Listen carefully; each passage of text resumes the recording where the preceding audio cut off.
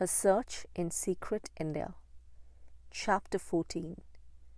At the Parsi Messiah's headquarters. The trail from Agra to Nasik is a long one, but I shall make no more mention of it than this short paragraph, so that the record of my wanderings may come to its allotted end. The wheel of time turns its inevitable course, and so carries me across India on its spokes. Once again, I am to see Meher Baba, the Parsi holy man and self-styled new Messiah. It is with no keen desire that I return to him. The cold serpents of doubt have firmly coiled themselves around my mind, and a strong inner feeling tells me that my proposed stay near him will be a waste of time, and that Meher Baba, though a good man and one living an ascetic life, is unfortunately suffering from colossal delusions about his own greatness. Incidentally, I have taken the trouble to investigate during my travels the few so-called miracles of healing which he is alleged to have performed. One is a case of appendicitis, and the sufferer's simple faith in Meher Baba is said to have completely cured him. But the strict inquiry shows that the doctor who has attended this man could discover nothing worse than severe indigestion.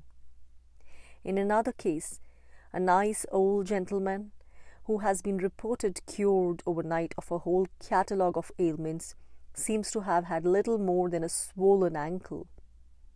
In short, the marvelous healing power of their master has been grossly exaggerated by his disciples, whose exuberant fervour is understandable enough in a country where fable often runs faster than fact. I do not believe that the Parsi Messiah can keep the extraordinary promises of wonderful experiences which he has made me. But because I have agreed to spend a month near him, I think my pledge is not to be lightly broken. So, against every instinct and all judgment, I take train for Nasik, that he may not accuse me of never having given him the chance to prove his alleged powers. Meher Baba has set up his headquarters in some modern houses on the extreme outskirts of the town. A retinue of 40 disciples wander around aimlessly. "What are you thinking about?" is one of his first questions to me when we meet. I feel tired and travel-worn. He has probably mistaken my haggard appearance for the pallor of profound meditation, but no matter. My reply is instantly forthcoming. "I am thinking of the dozen or more messiahs whom I have discovered in India since I've been here." Meher Baba does not seem surprised. "Yes," he rejoins with fingers moving slickly across his alphabet board. "I also have heard of some of them." "How do you explain it?" I ask innocently. His forehead contracts into wrinkles, but his mouth smiles in a superior sort of way. "If they are honest, then they are mistaken. If they are dishonest, then they are deceiving others. There are holy men who make good progress and then develop spiritual swelled head. Such a sad state of affairs usually arise when they have no proper master to advise and guide them. There is a point which is midway along the mystical path and which is most difficult to cross. It often happens that the person whose devotions have brought him to this point foolishly believes that he has reached the highest goal. It takes little more for him to imagine himself a Messiah." An excellent and logical explanation. But unfortunately, I've heard very much the same thing from the other men who came to me messiahs. Each asserts that he is perfect. Each allots imperfections to his rivals. Do not worry about it. All these people unconsciously are helping to do my work. I know who I am. When the time comes for me to fulfill my mission, the world will know who I am. It is not possible to argue rationally in such an atmosphere, so I let the matter drop. Meher Baba indulges in some pleasant platitudes and then dismisses me. I settled down to live in a bungalow which is 2 or 3 minutes' walk from the headquarters. I resolved ruthlessly to thrust my feelings aside and keep a perfectly open mind to the events of the coming 4 weeks. There shall be no mental hostility to Meher, no inner attitude of skepticism, but rather a mood of expectant waiting.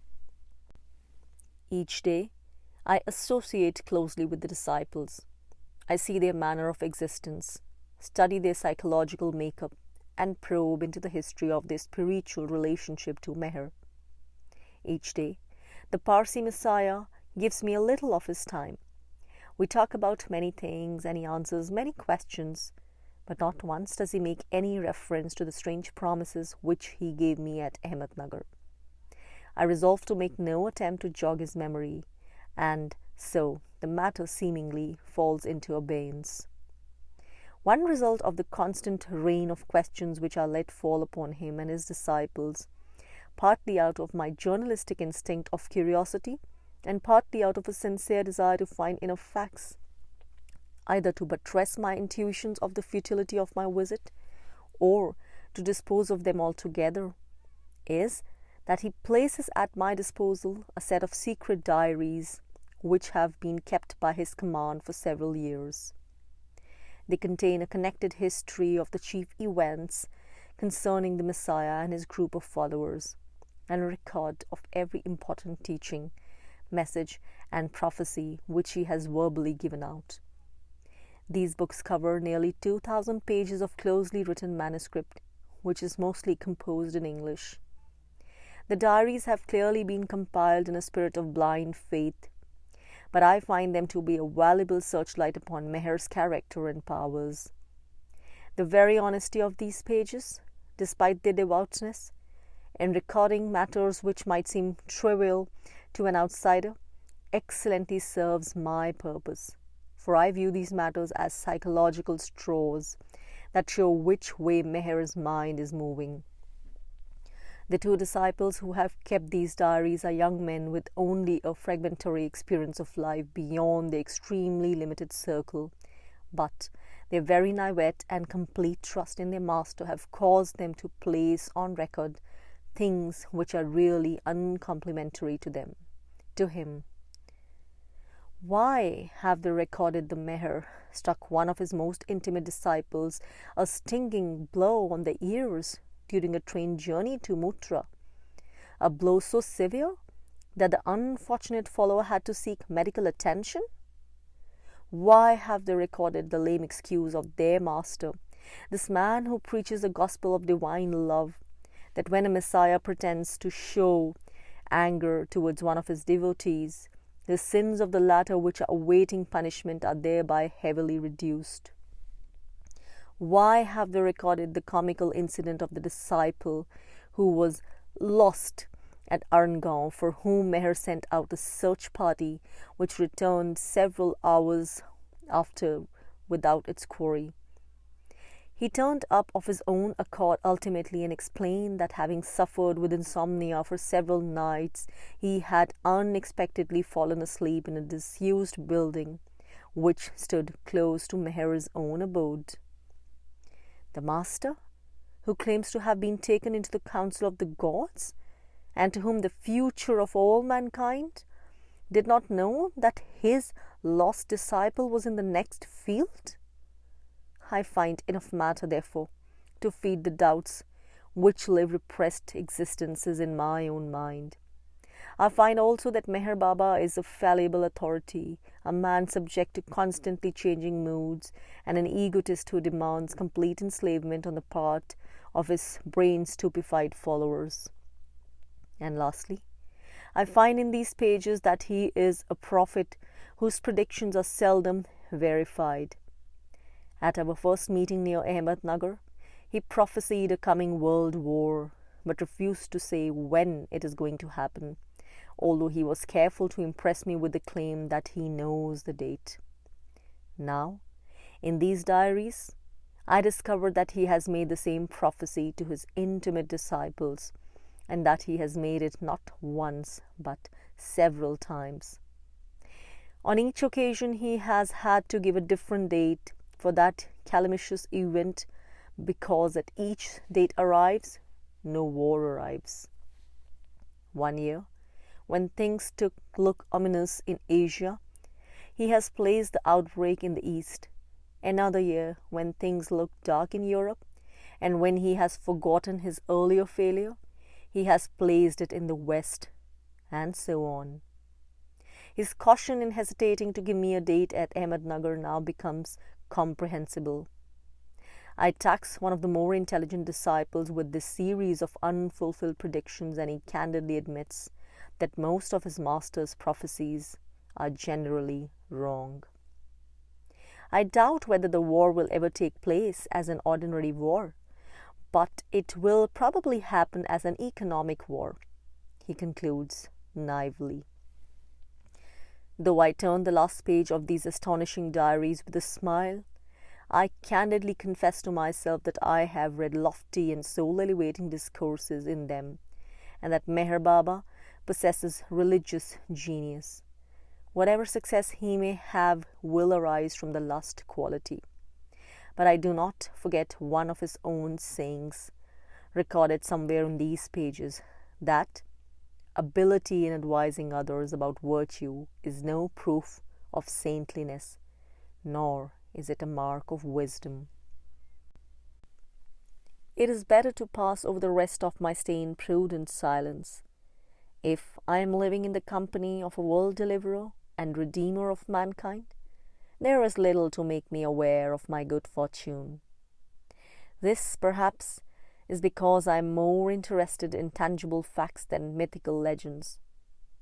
I shall not enter into the tale of childish actions and unfulfilled predictions, blind obedience to irrational orders on part of the disciples, and messianic advice which only increases the troubles of those who follow it. Meher Baba seems to be avoiding contacts with me as my stay draws to its close, or it may be my fancy. When I do see him, he is always in a tremendous hurry and rushes away a few minutes after. Each day I become conscious of my false position, and it is possible that Meher himself knows the discomfort which increasingly troubles me. I wait for the wonderful experiences he has promised me, though I never expect them to arrive. My expectations are completely fulfilled. Nothing unusual happens, nor do I see anything unusual happening to the other men. I make no effort to put Meher under a stringent interrogatory, merely because I realize the futility of such a proceeding. However, with the passing of the month, I announce my impending departure, and then tax Meher Baba with his failure to redeem his words. For answer, he lightly transfers the date of his promised marvels to a couple of months later, and then dismisses the matter. I may be mistaken, but I fancy that an inward nervousness is affecting him, a peculiar impatience with my presence, a condition which I sense rather than see with my eyes.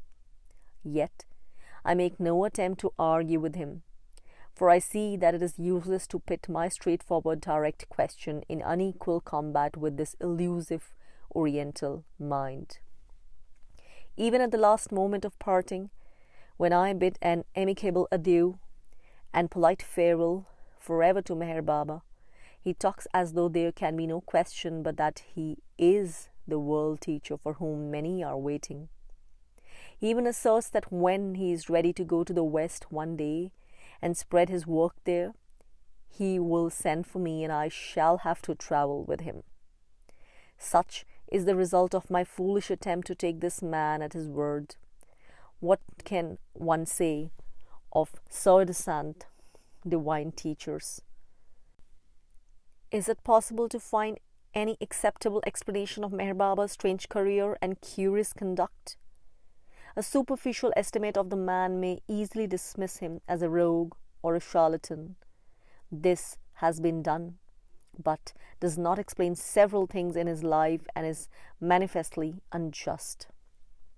I prefer to accept the opinion of the old Judge Khandawala of Bombay, who has known Meher Baba since the latter was a boy, and who told me that the Parsi Messiah was simply an honest but mistaken man. This explanation is good as far as it goes, but for me it does not go far enough. A little analysis of Meher Baba's character will make my theory more comprehensible. I have already mentioned that, at our first meeting near Ahmednagar, I was impressed by the peace and gentleness of his attitude. But observation during my stay at Nasik revealed, through everyday incidents, that this was the calmness of a weak character and the gentleness of a frail physique. I discovered that he is really an irresolute man, influenced by others and by circumstances. His small pointed chin is eloquent on this point. Moreover, sudden unaccountable impulses mark his conduct. He is obviously a highly emotional man. His passion for the theatrical, his childish but oriental fondness for spectacular demonstrations also evidence the fact that he loves to dramatize himself. He seems to live more for an audience than for himself, and although he claims to have appeared on the stage of life in a serious part, those who see only an element of comedy in his acting are not wholly to blame. My own theory is that the old Mohammedan woman fakir, Hazrat Babajan, did really create an upheaval in Meher Baba's character that upset his equilibrium, in fact so completely as to precipitate him into a condition which neither he nor those around him understand. My own experience with the remarkable lady, brief though it was, convinces me that she possessed some strange powers sufficient to startle the most hidebound rationalist. I do not know why Hazrat Babajan should have suddenly intervened in Meher Baba's career, swept him off at a tangent and started him on a course whose outcome, whether merely farcical or really momentous, we have yet to witness. But I do know that she was quite capable of doing to him something which, metaphorically speaking, took the earth from under his feet. The kiss which she gave him was nothing in itself, but became important as a symbolic conveyance of her psychic inner grace. The peculiar cerebral condition which he developed as a result is significant in view of his later history. My mind received a great shock, which caused it violent vibrations for some time, he told me once in reference to this event. He was clearly quite unprepared for it. He had gone through no training and no discipline to fit himself for what might be tantamount to a yogic initiation. When I was a friend of Baba in his youth, said his disciple Abdullah, I never found him interested in religion or philosophy. He was always keener on sports, games, and fun. He played a principal part in our school debates and activities. His sudden departure into spiritual matters took us by surprise. I believe that the youthful Meher became quite unbalanced as a result of this unexpected experience. This was obvious enough when he fell into a condition of semi-idiocy and behaved like a human robot, but it is not so obvious now that he has recovered sanity. I do not believe that he has returned to normality as a human being. To some people, a sudden overdose of religion, yogic trance, or mystic ecstasy is as unbalancing as a sudden overdose of certain drugs. In short, I believe that Meher Baba has not yet recovered from the first intoxication of his exalted mood, and a lack of balance still exists as a result of the tremendous derangement which occurred to his mental faculties at such an early age. On no other hypothesis can I account for the extraordinary behavior which he manifests from time to time.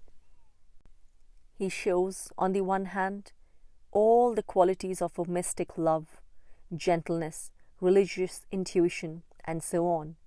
But, on the other hand, he shows signs of the mental disease of paranoia. He exaggerates everything which pertains to his own self. This condition is also found among religious enthusiasts, who experience sudden but temporary states of ecstasy. They emerge with the awareness that something colossal has happened to them. It is only another step for them to make unwarranted claims to spiritual greatness. And so they begin to found new cults or to set up queer societies with themselves at the head. The deification of self, the belief that they are messiahs destined to save all mankind, is the final step taken by the audacious few. In India, I find that there are men who want the exalted consciousness which yoga promises its votaries, but are unwilling to pay the price in training and discipline which it demands.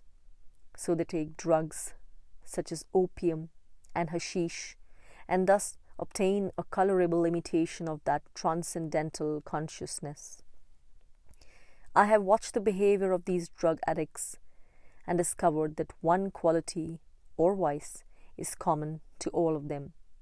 They exaggerate tremendously the small or great phenomena of their lives and will tell you outright lies in the firm belief that they are telling you the truth. Hence, the development of paranoia, which is an exaggeration of self-consciousness to the point of complete delusion. The drug addict may notice a woman glance carelessly at him. At once he weaves a whole romance with her in his mind. His world revolves entirely around his own glorified self. He will make such fantastic assertions about his own wonderful powers that one wonders whether he is in full possession of his faculties, and his actions spring out of sudden, inexplicable impulses. Some of the unbalanced qualities which mark the characters and lives of such unfortunate persons also mark the character and life of Meher Baba. But with this qualification, he never descends into the evil depths it is possible for them to fall into, because the origin of his abnormality is not drugs, but a spiritual and benign experience.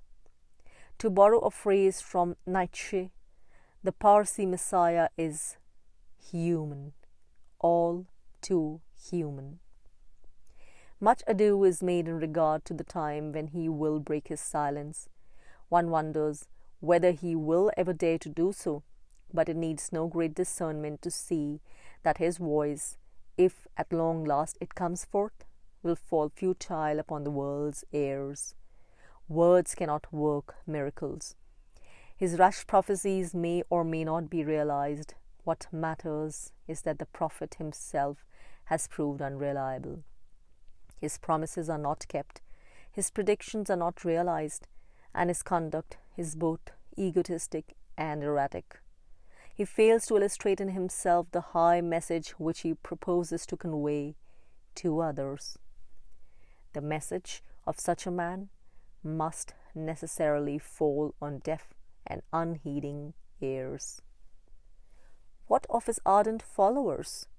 Will time come with cold hands and undeceive them? That is unlikely. The story of Meher Baba is a typical story of Indian credulity and provides a handy illustration of the strength of this defect in Indian character. India suffers from the defects of an illiterate and over-religious race, untrained in those scientific modes of thought which demand the divorce of emotion from reason, history from hearsay, and fact from imagination. It is easy enough to gather a flock of enthusiastic followers, whether from sincere aspirants, foolish and inexperienced persons, or those who deem it wise to attach themselves and their fortunes to stars of great magnitude than themselves.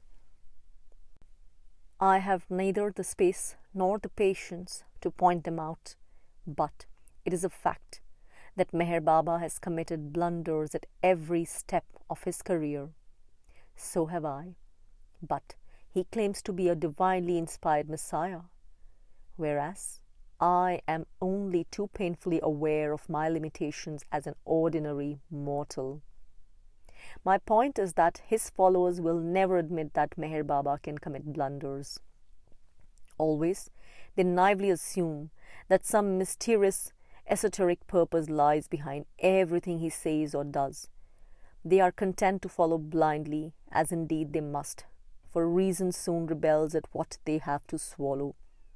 My own experience with him only tended to confirm and deepen that cynicism which has taken the allegiance of so much of my life, and to strengthen that radical skepticism which hid the inner sensitivity that guided my wanderings around the subcontinent.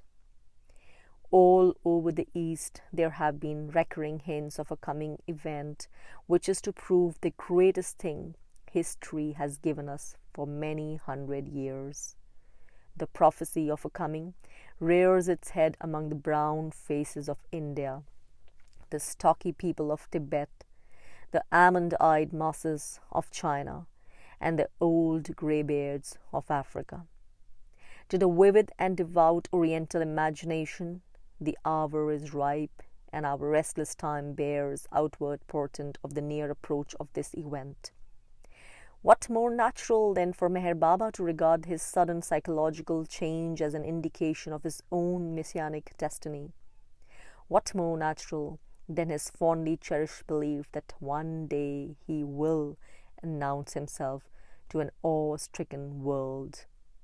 What more natural than for his own obedient flock to take it upon themselves to spread the news of their Messiah's advent?